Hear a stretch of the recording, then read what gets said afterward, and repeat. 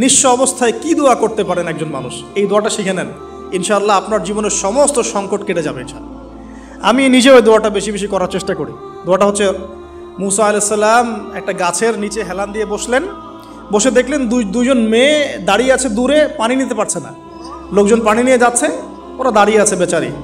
মুসা আলাইহিস সালাম গিয়ে বললেন, কি সমস্যা আপনাদের?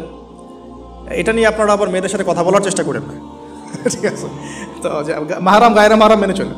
তারা বললেন যে আমাদের বাবা অনেক বৃদ্ধ মানুষ, আমরা পানি নিতে পারি না যতক্ষণ না আমাদের কম পানি নিয়ে চলে যায়।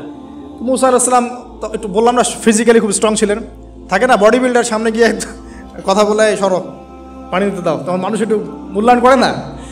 তো মুসা আলাইহিস সালাম এভাবে পানি নিয়ে দিলেন এবং বাছুরদেরকে পানি পান করালেন, করিয়ে গাছের নিচে এসে বসে আছে।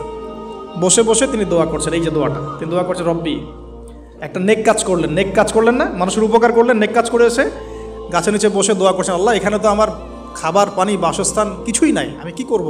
রব্বি ইন্নি লিমা আনজালতা ইলাইয়া মিন খায়রিন ফকির, রব্বি ইন্নি লিমা আনজালতা ইলাইয়া মিন খায়রিন ফকির। আবার বলেন, রব্বি ইন্নি লিমা আনজালতা ইলাইয়া মিন খায়রিন ফকির। অর্থ হচ্ছে, হে আল্লাহ, তুমি তোমার পক্ষ থেকে আমার উপরে যে নেয়ামতগুলো দিবে, আমি এর জন্য ফকির হয়ে বসে আছি। অর্থ বুঝে পড়বেন ভাই, নামাজ রোজা হজ জাকাত যাই করেন আল্লাহর ওয়াস্তে অর্থ বুঝে পড়বেন।